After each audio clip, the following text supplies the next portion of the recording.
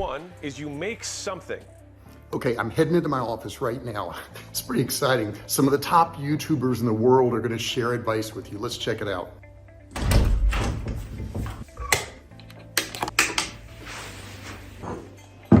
One is you make something and you post it. That's it. You just gotta post something sometime, somewhere. And believe it or not, a lot of you guys haven't even done phase one, which is why I have to outline it. Number two is that you post something consistently. You create a cadence or a calendar around when you post. You find a platform that you like, ideally one that you're probably already using, and you just post again after you posted once. And you say, you know what? This was 7 days apart. If I do this every 7 days, I will now be consistent. For me, I just know that there's 1 day a week that I do all my marketing stuff. What I do on that day changes, but it's always marketing related. And the big rule with volume that I have is that there's no such thing as too long, only too boring. The second rule that I have is quality over quantity, but quantity wins over quality. In order to know what is quality, it usually takes reps to get good. And so you will probably do a lot in the beginning and it will probably suck, and that's okay because it is a requisite for getting good. You start by sucking and then you get better and then eventually you suck so little you're actually good. If my goal was just to be famous, which I don't want, then I would be all in on TikTok. But here's a different way of thinking about it. When I'm going to search for the new iPhone comes out, where do I go look for that video? I go to youtube.com and I type it in the YouTube search box. That is where I want to live, for those people who are searching for that information. If that answer ever changes, if it's like the new phone came out, let me go into TikTok and see what people are saying about the phone, then I guess that is when I'll feel that pressure. But I think for the people who feel the pressure to be relevant or the pressure for the eyeballs or the fame or something like that, then you'll feel the pressure because TikTok is 100% accomplishing that now. The most viewed piece of content I have ever made in 15 years is a 12-second TikTok of me unfolding the LG Wing. That's 35 million views. If I wanted the eyeballs, I'd be all over TikTok. But I'm trying to make valuable content for them, and so that's still YouTube. You know what? Absolutely, yes. Yes, anyone, yes, you can be a YouTuber today. I actually read that the number one job a lot of young people want today isn't astronaut, it isn't pro athlete, it isn't actor or policeman anymore. It's YouTuber, which is crazy to me because in 2009, you know, starting this, literally 0 people had this as a job. Nobody was making a living making videos on the internet. But here's what I'll say. Turning YouTube into a job is kind of like sports, kind of like basketball. Take basketball, for example, right? It's never been easier to play basketball, to pick up basketball for the first time. All you need is a ball and a hoop, basically, and you can go play. You can play in a park. You can play in your backyard. You can play in a league, in a gym somewhere. But that's not doing it as a job. And it's the same, it feels the same as with any creative endeavor, but especially with making videos and putting them on YouTube. It's never been easier to grab a camera, the one you have on your smartphone, to start shooting videos, editing videos, all of that. The barrier for entry has never been lower. But like basketball, there's a very small number of people, relatively, that have combined luck and timing and, of course, hard work and dedication and skill to be able to turn it into their job and doing it for a living. But it feels almost like 2 different categories of the same activity. So my advice for people asking is always, if you want to start doing YouTube, imagine it like basketball in the park. Like, if you could have fun doing that every day and never making a dime off of it, you're gonna have a great time. It's fun. But I wouldn't set that expectation of turning that into a job. There's a lot more that comes with actually deciding you want to be a YouTuber instead of just signing up and getting right going from the get-go. So something to keep in mind. So I'm gonna be honest, I never in a million years thought that I'd be able to make a full-time living on YouTube. I didn't start a channel because I thought it would be wildly successful. I started it because it was just something that I couldn't not do. You know, like all-inclusive vacations or half-price apps at Applebee's, except YouTube doesn't give you diarrhea all the time. Sometimes it does. My experience on YouTube in the very beginning was just like anybody else who's getting started out with 0 subscribers. Nobody watched my videos and I had a really difficult time building traction. I think the hardest hurdle for me to overcome in the beginning was investing time and energy into videos when nobody was watching them. And eventually you're gonna have to do that if you wanna build a following. You need to actually put effort and energy into your videos to help them to stand out. But I resisted that for so long and instead made videos that were easy to make or quick to make. And I was really hesitant to put the 20, 30 hours a week into my videos that I currently do. Level 1 is get going, and this is like your first 3 videos. Now, if you're starting completely from scratch and you have 0 experience, then a huge hurdle that holds people up from starting a YouTube channel is actually just not getting started with the thing in the first place. So what I'd be doing is I'd just be making 3 videos. Maybe they're shorts, maybe they're videos I don't even edit. Maybe I'm just making them on my phone and speaking to the camera and uploading them to a new YouTube channel. I would create a channel, create maybe some channel art on Canva or something like that. And this is kind of like the first 3 dates that you go on someone if you're in the dating world. You know, you're kind of getting to know them, you're seeing if you vibe, and in those 3 videos, I'd get some pretty good insight into how I feel about making videos. I'm gonna be absolutely terrible at it because, like with any skill, it takes ages to get good at the thing, but at least at the start, I've made some kind of effort in doing it. Like for example, if you're watching this right now and you haven't yet started a YouTube channel, I suspect the thing that's holding you back is probably overthinking. I suspect it's probably overthinking about your niche. What the hell do I make videos about? Why would anyone watch my content? Will people at my job respond poorly to the fact I have a YouTube channel? All of that overthinking just gets in the way of people. That's why level 1 is to get going and just make those first 3 videos. So essentially, yes, at the end of the day, if you boil it down, what YouTube wants is they want people to click on a video and they want to watch it. Like at its core, that's what it is. Now you can like draw little lines and go as deep as you want into how to get people to click and to how to get people to watch. I mean, essentially by studying the algorithm, you'll learn that you're more studying human psychology, right? What do humans want to watch? What do they find enjoying? Not because like, anytime you say the word algorithm, just replace it with audience, and it works perfectly. Like the algorithm didn't like that video. No, the audience didn't like that video. You know, because literally that's it. If people are clicking and watching, then it gets promoted more, and that's all. That's literally all the algorithm does is reflect what the people want to a T. And if you deny that, you just make terrible videos and are trying to find a scapegoat. Like. I mean, there's a reason everyone loves YouTube and, you know, spends hours every single day on it. So far in this video, I've talked a lot about finding the right idea, the right title, because that's what I have a lot of data on. But that just gets people to click. There's this whole other side, and people have tried to copy your thumbnail strategy, copy your title strategy, but you're a master of audience retention as well, of keeping people on the video. I guess it's delivering on the video, but how do you hold people for so long, and what are other people doing that's killing their retention? Oh gosh, where do you begin? I mean, we'll start at the beginning. Essentially, your title and thumbnail set expectations, and at the very beginning of the video, to minimize drop-off, you want to assure them that those expectations are being met. If you click on a video where, you know, of his, where it's like, Tether is a scam, and then at the very beginning, he starts talking about literally anything else, then you are like, oh, this is bullshit. This isn't what I clicked on. But if at the very start of the video you go, Tether is a scam, and I'm gonna teach you why, then it's like, okay, you match the expectations. So at the very beginning, match the expectations, and then you want to exceed them. So you want to assure people that what they clicked on is what they're getting, and then blow their mind and be like, but you're also getting even more. That's how you lower drop off, which a lot of people, sometimes it takes them like 20 seconds to really meet the expectations.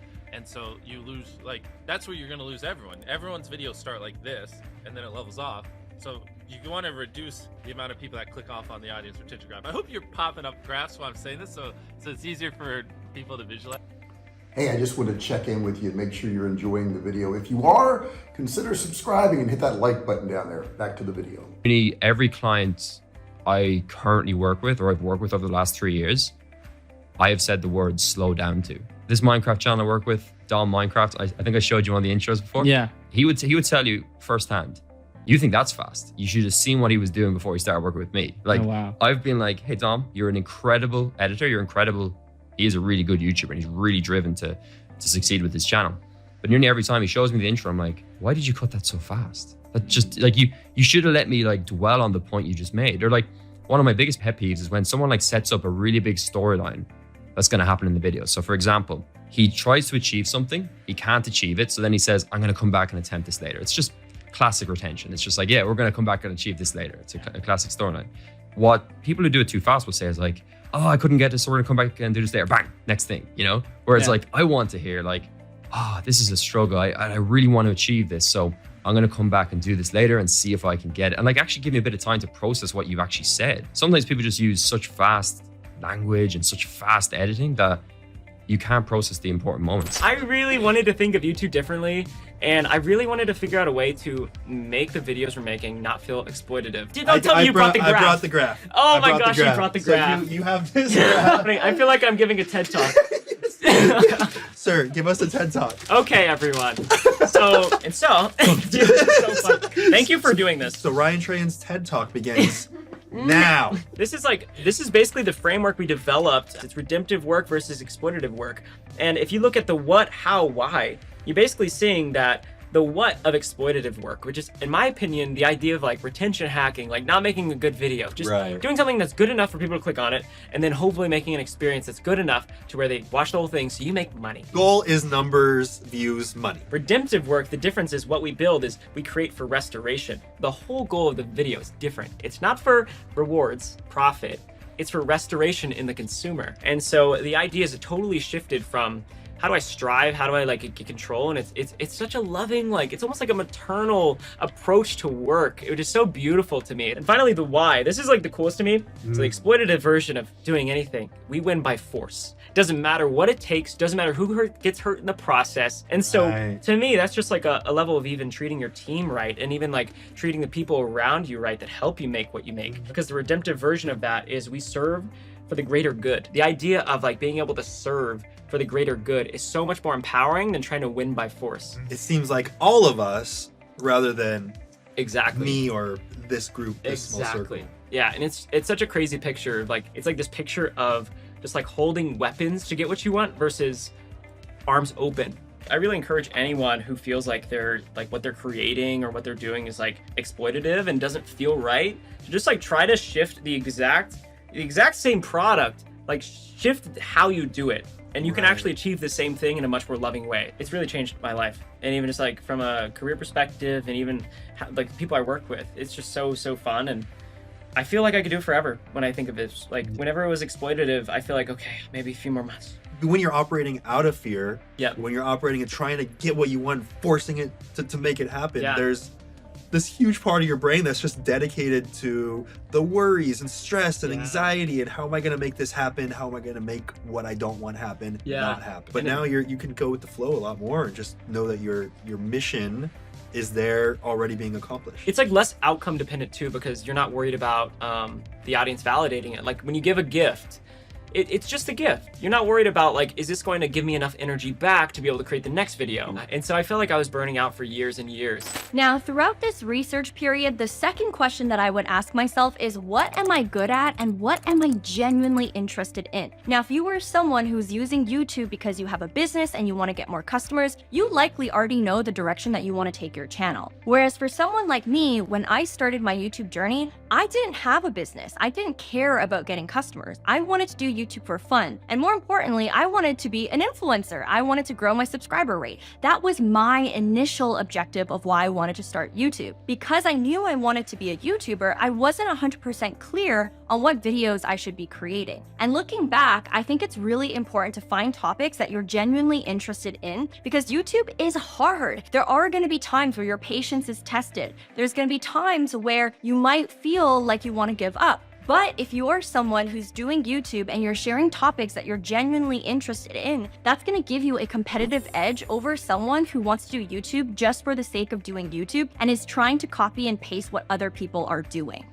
Now, of course, I don't want you to overthink this too much, because over time, you are going to evolve as a creator. For example, when I started my channel, I was genuinely interested in helping people quit the 9-to-5, and this is a topic that I could talk endlessly about 4 years ago. But as I grew in age and experience and maturity, my interests also shifted, and you can see my channel shifting along with my interests as well. But all in all, I personally think that if you want to create longevity for yourself on this platform, it's going to be really important that you find a reason outside of getting subscribers and outside of making money if you want to stand the test of time.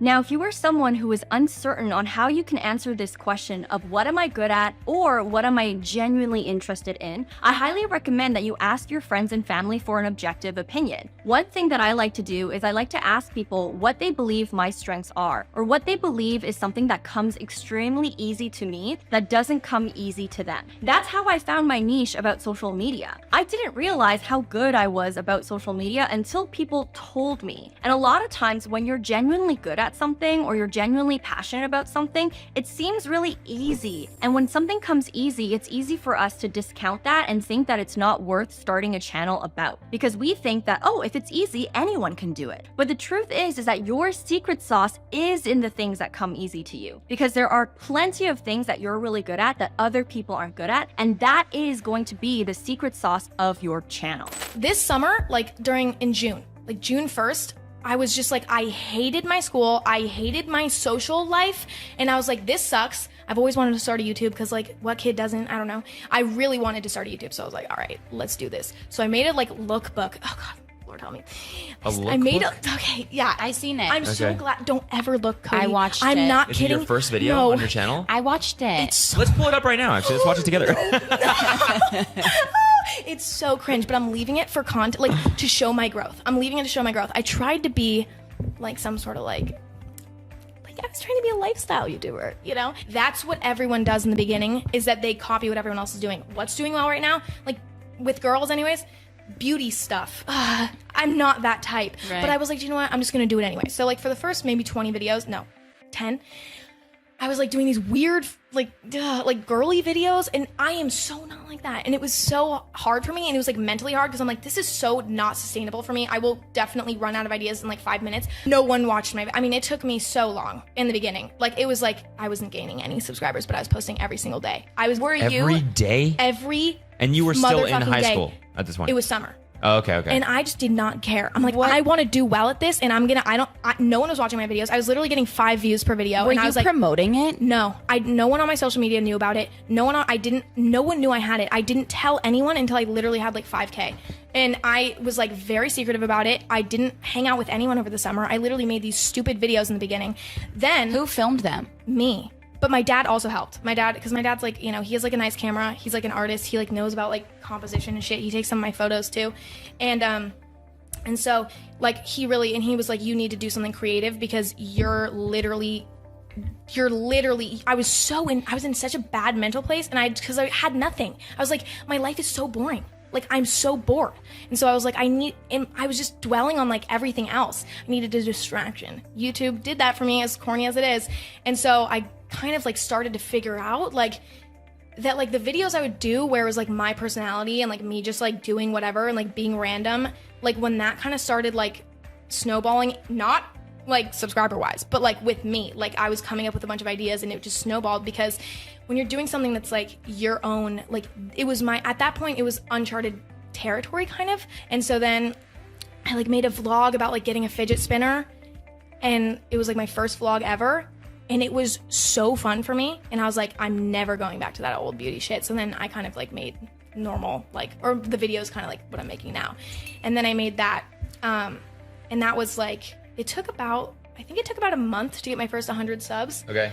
And this was like a year ago or what? Oh no, this was like 5 months ago. In June. What? Yeah, this is so insane. It just went from like, so it was like this summer this thing started. By the time school started, I had about 100K. I made this car vlog. Basically, it was my first car vlog. And this video got like 100,000 views. How? It just took off. Like, it just, something about it, maybe the way I tagged it, maybe the fact that it was like my first time driving alone. That was the video. It was my first time driving alone, and it was like I just got my license. And so You just got your, oh yeah, I guess you're 16. I'm 16, yeah. yeah. So I just 5 months ago, you just got your license. Yeah, That's crazy. and I'm still I'm driving everywhere. I'm like, that's my thing. That was really fun for me, and I like that. And so I kind of incorporated that into my videos. Now I love doing that. It's my favorite thing. I love driving vlogs. It took me 7 years to hit 1 million subscribers. It took 1 year to hit 2 million, 8 months to hit 3 million, 6 months to hit 4 million, and then 3 months to hit 5 million. So that there's definitely been a sort of, you know, a curve. Hockey stick. Yeah. But I think people, they kind of misplace where that comes from. I think people have this idea that if you're big on YouTube, you'll just keep getting bigger on YouTube.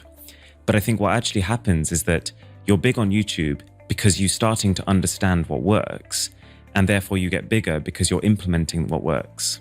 So have you heard this saying that like, create what you want to create and your passion will show through and people will find you? No. Okay, because I've heard it a lot and I actually strongly disagree with it, because I think it makes the creators think that like they're the prize, they're the customer, when actually it's the viewers.